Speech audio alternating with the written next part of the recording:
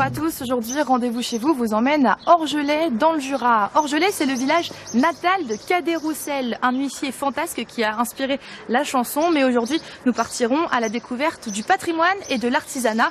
Alors rendez-vous est pris avec François.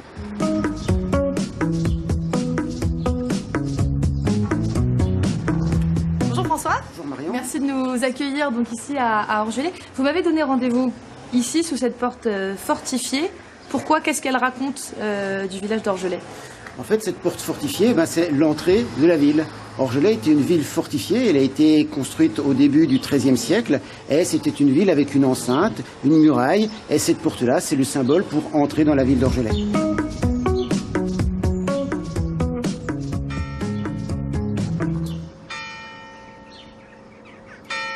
À l'intérieur de la nef, ce qui est remarquable, c'est que l'église elle est relativement vaste. Il y a un système de tribunes au-dessus, et ces tribunes sont séparées par une large balustrade.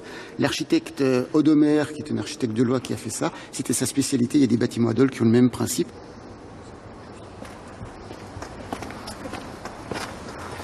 Donc ce carrelage, c'est un petit peu anachronique de le trouver à cet endroit-là. Anachronique parce qu'il n'est pas du tout contemporain de l'église. Ce carrelage, il date de la fin du XIIIe siècle. Et puis anachronique parce qu'il n'était pas dans l'église. On l'a retrouvé dans les ruines du château d'Orgelais lors de fouilles qui ont été entreprises en 1978. On savait que ce carrelage avait été construit par le seigneur qui se trouve ici, qui est le comte de Châlons.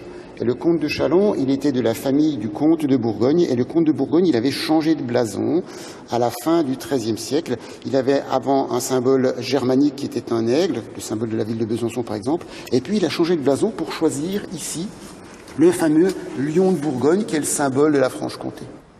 Et puis assez surprenant, on a ici des fleurs de lys. Les fleurs de lys en Franche-Comté, on ne devrait pas en voir. La Franche-Comté était française très tardivement. Mais pendant une très courte période, la Franche-Comté était dans l'orbite de la France parce que ce fameux comte de Bourgogne, il avait épousé Marguerite d'Artois, qui était la nièce de Philippe le Bel, et il avait promis en dot la Franche-Comté à la France. Donc on est sûr que le carrelage, il est postérieur à 1279 à cause des lions, et qui date de cette période, à peu près début 1300.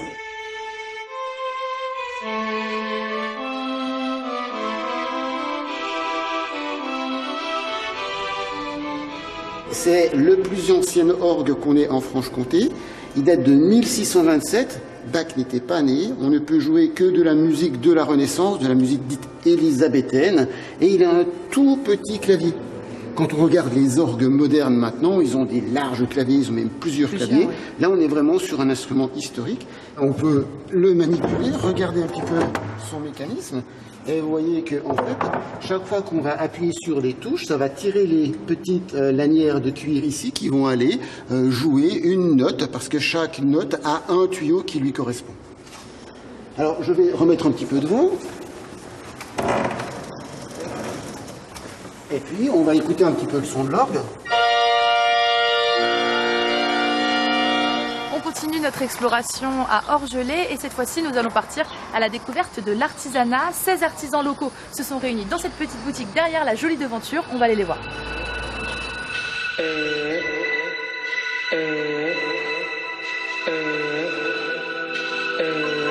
Vous rentrez dans une boutique qui est le résultat du travail de 16 personnes, artisanes, artisans, artistes.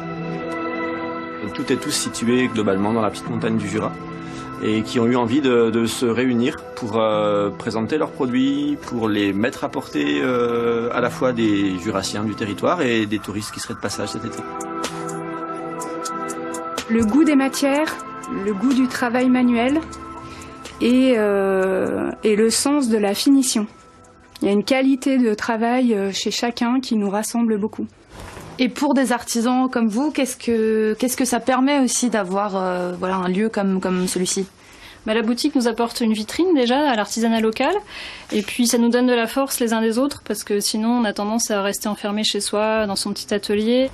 Et aujourd'hui, on commence même à penser à des collaborations, à travailler ensemble, à créer des choses ensemble et à les vendre dans cette boutique. Comment ça se passe? Est-ce que les gens qui viennent, ils sont curieux? Quel retour vous avez? Alors le retour qu'on en a, c'est que oui, il y a beaucoup de curiosité, puis il y a beaucoup de de gens qui s'interpellent parce qu'ils ne pensaient pas qu'il y avait autant d'artisanat en petite montagne. C'est ça qui est agréable aussi, c'est de pouvoir montrer à ces gens-là qui vivent autour de nous qu'on est là et que voilà, qu'on est présent chez eux.